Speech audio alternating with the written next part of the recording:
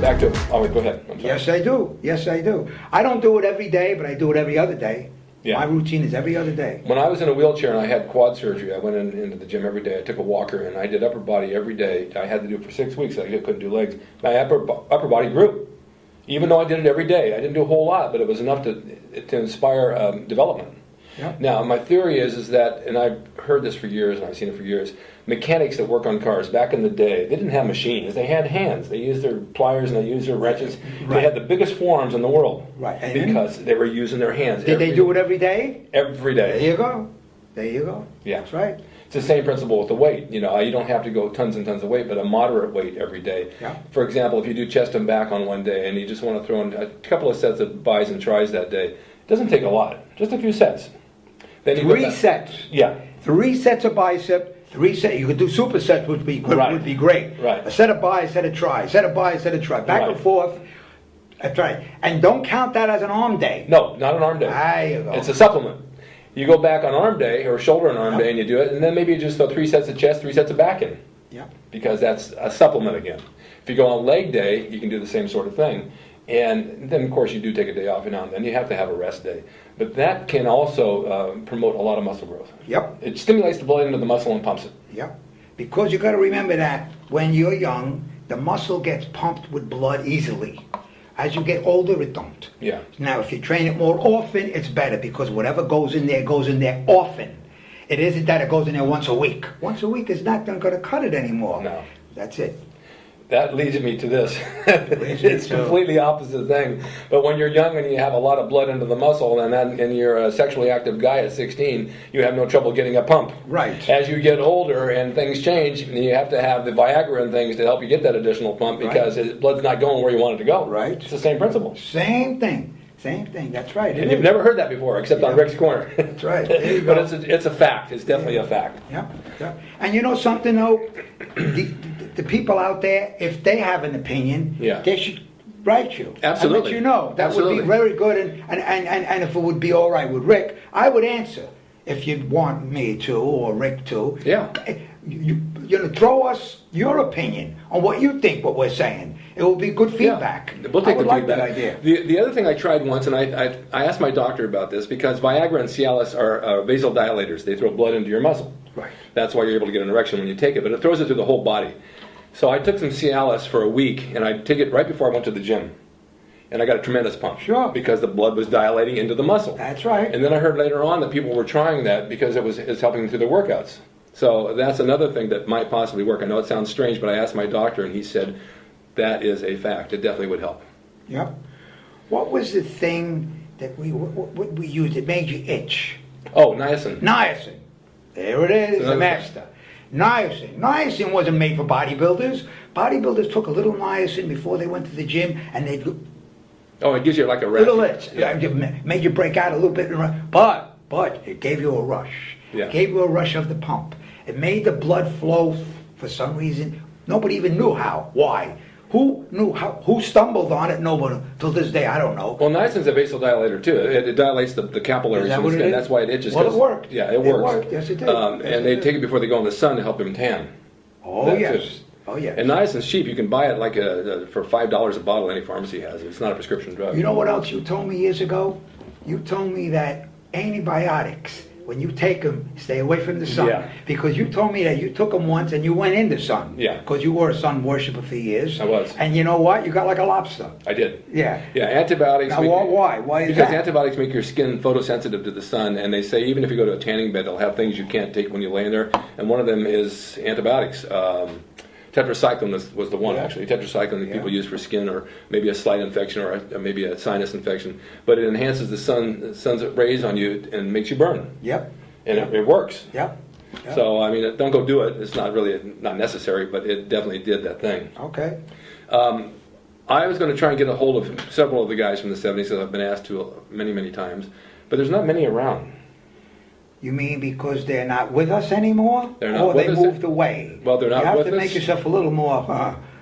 Where are they? What do you mean where? Well, for example, they're not with us. Some aren't with us anymore. We know that for a fact. Go ahead. I tried to get like Don Haworth. Donnie Haworth. I tried to get Chet Yorton, who said he would come on. Chuck Faust said he would come, and he will, but he's out Charlie of town. Faust? Yeah. Yes. Now, the problem with some of them is they don't want to be seen anymore because they're not in the shape they were, and they feel a little bit bad about that. Yeah. Don Haworth I really want to get, and I heard that he will do it, but he's a little reluctant to talk. Chet said he would. He lives up by me. I just have to pin him down. Isn't Chester involved with something with a protein bar or something? I think he's involved with something. Oh, maybe. Yeah, I think so. Yeah. All right. But I had Boyer Co on last week, and Boyer's 64 in tremendous shape. Is he looking wonderful? good? Yeah, wonderful attitude. Great, just great. a great guy. Great. But I would love to get Arnold. Yeah. So some don't want to get in front of the camera because so it all boils down to vanity. Yeah. Vanity, right? For example, Reg Lewis.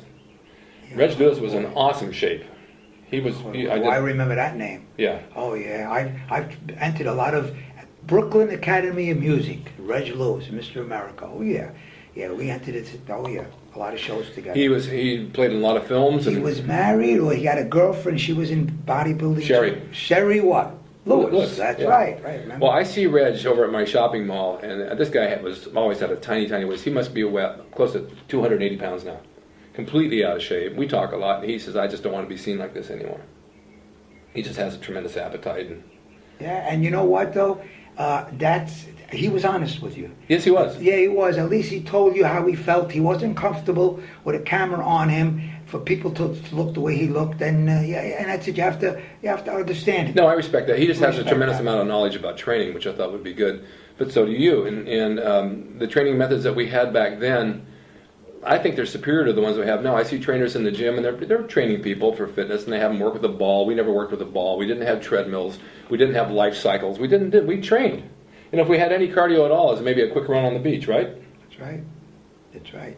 We didn't have the cardio that they have today. Right. We did not have, pardon my English, women in the gym. No. We go back before women. That's right. Think of that, guys, out there. It was a man's world. That's right. It was no women. Imagine that. Trying to do that today, you'd all be in jail. Well, what I've said before, we had we had two women for sure.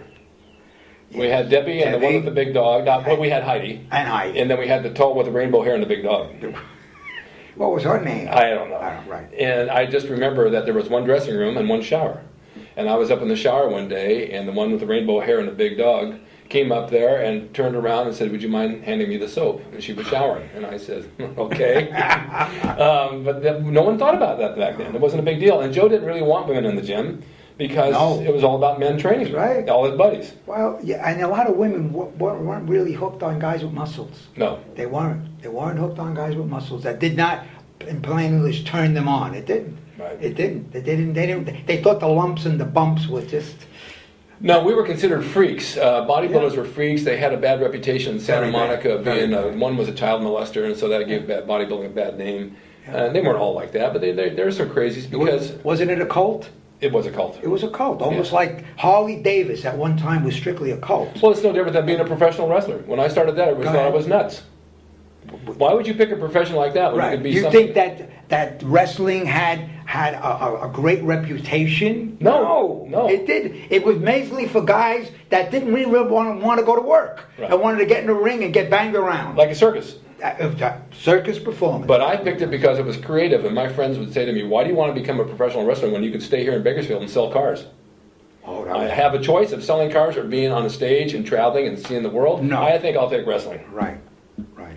Wouldn't you say that boxing always had a little more class to the public than the wrestling? Well, there was a bigger purse, bigger and because of that, boxing was legit. Right. Wrestling was always considered a show and not real. That's right. Until you got into it, and I realized that a lot of the old timers made it real because they didn't want you to be in the business, so they beat you up. Yep. They'd hurt you purposely. Yep. So, and a lot of people don't realize that. There's a lot of egos involved, like bodybuilding. Everybody wants to be on top, and there's only room for a few, and those guys coming up the ranks are going to get the hell knocked out of them until they get there because they don't want you to have it.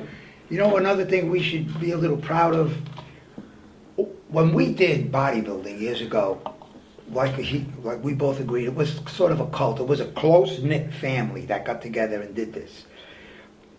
Other sports didn't do it. If you were a baseball player or football player, wrestlers did it, but Other sports didn't do. Boxers didn't. They did other stuff. But all of a sudden now, if you look at all the sports out there, everybody does it. Yeah. The other sports do what we did to make their sport look better. Because baseball guys today all lift iron.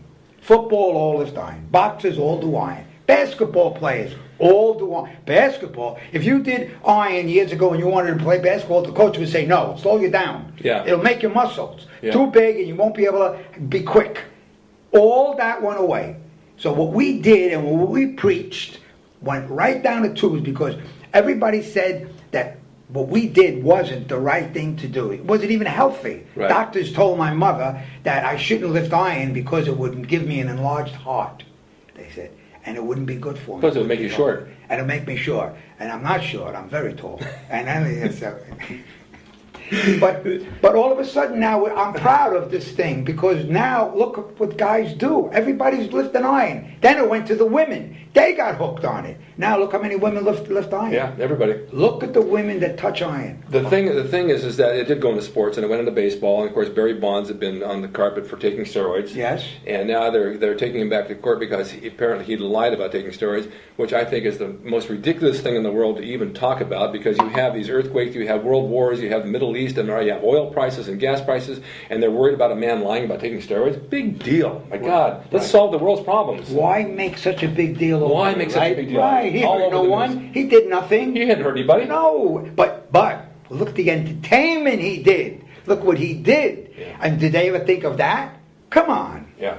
I just heard this on the news. And maybe it's better the Babe Ruth era, where he was a skirt chaser, he was a womanizer, and he smoked cigars constantly and drank. Maybe that was better. Because he didn't take steroids. But look what the other things he did. Nobody says anything wrong. Nobody brought him up on charges for smoking. In fact, when we were training back there in the 70s, steroids were legal. They weren't illegal. We didn't have to.